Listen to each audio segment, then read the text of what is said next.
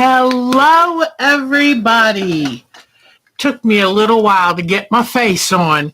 I was sitting here drawing my portrait, and I have a hard time. I don't know about you. Hello, everybody. I have a hard time shifting to my next project. So I was sitting here drawing my face and all my wrinkles, and it took so long. There's so many of them. But anyway, welcome to our Art Quilt Thursday. And we have finished up, at least I have finished up my Out of This World series. And now we're moving on to self-portraits. And I guess I think about what I'm going to do for a project. I think about it and then hope it comes to me. And so I think it did. But first, let's finish up with our Out of This World quilt. And I will show you pictures of some people's, and then I will show you mine right now. And I still need to bind it, but here it is. I showed people on Sunday. And here it is. So I took, what I'm really tickled about is, I don't know if you remember last week when I put the two halves of this ring on the quilt, they really, really, really stood out. They were very, very obvious. And rings are a collection of gas and matter out in space that, because of centrifugal forces and all magnetic planets, end up with gravity that they end up putting out. And as they're spinning and orbiting, and things that are lighter than the planet or the sun get pulled in with it. So that's what a ring is made out of. It's not made out of anything. It's not made out of a solid substance that you could go and grab and pull and change.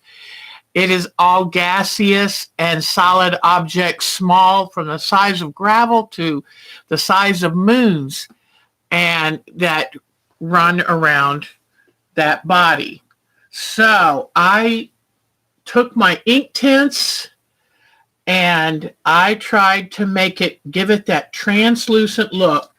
Now, in front of this molten sun, where the ring goes across, I used tulle. I happened to find some burgundy tulle, and I added the zigzag sewing across to give it the look of the bands of the ring and to give it a little highlight. So now it is done. Oh, I did do one other thing.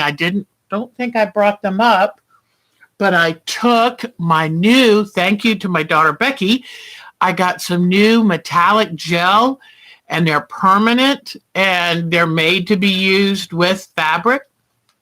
And I put little distant stars and suns. In fact, one of them I gave a red appearance, because Mark told me there are some red ones out there. So, see those? I gave some a distant feeling of other stars and possibly suns in the distance.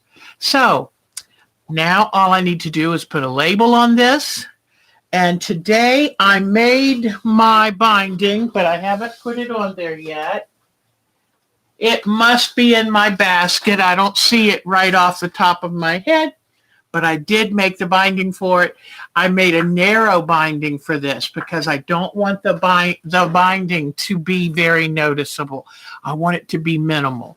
So I did a 2 1/4, and I'm going to try to make it even narrower if I can when I put it on. All right, well, let's see who's here. And don't let me forget, I'm going to show photos that people sent in so you can see what other people are working on. All right. Hello, Diana Wright, Teresa Jukovic. How's your husband doing, sweetheart? I hope he's feeling better. I've been thinking about it ever since you told us. I'm so sorry. And Grand is back. Hello, Grand. And let's see, Sherry Mercurio, glad to see you, sweetheart. And Marsha is here. Yay, Marsha. And Marsha, I didn't make it to the post office today, but I will first thing in the morning. It took me a while to get the label put on, and then I realized, oops, I've got to get ready for tonight. So I'll do it first thing in the morning. All right, let's see. Well, Grand was the first person here. Congratulations, Grand. That's wonderful. Okay, so today we have a new project starting, and it's going to be about self-portraits. Almost all painters do self-portraits. And it's a good thing to do because you see yourself different than anyone else sees you. And I would like for you to work on a project that brings where you let us know who you are. What are you about? What makes you tick? Because, you know, we're all so different and we all have our strengths and weaknesses. Well, this is about your strengths. This is about the fun part of you. This is about the creative part of you. This is about what is important, what makes your heart go pitty-pat. So, pitter-pat, pitty-pat, pitter-pat. So anyway, I've been thinking, oh, in fact, do you want to see something scary? I pulled this off the printer. I said, Mark, you want to see something scary? Yep, that's me. And I looked through my photos of myself to see which one I liked.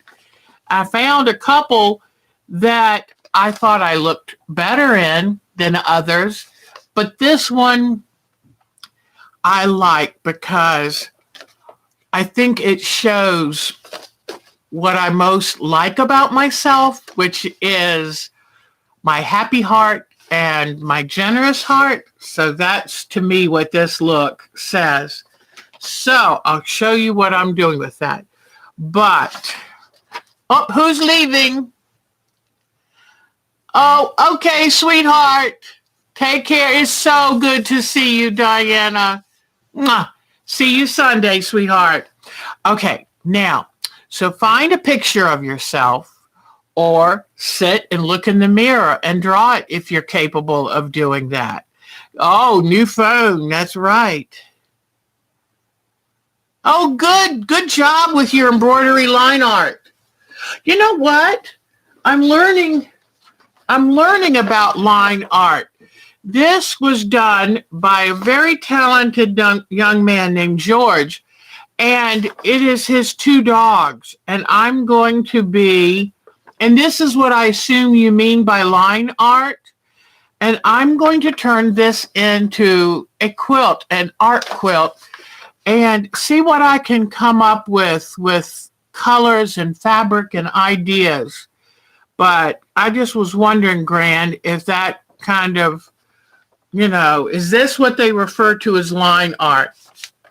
So I wanted to know, you know, what kind of colors and what does he like? And he's kind of a minimalist. So I don't think I'll use K-facet fabrics for the dogs. I think I'll keep it a little down to a dull roar. You don't know how to share your current work? Yeah, if you had a way to photograph it and email it, then if you do that, then I will show it on our site. So, before I go on too much farther,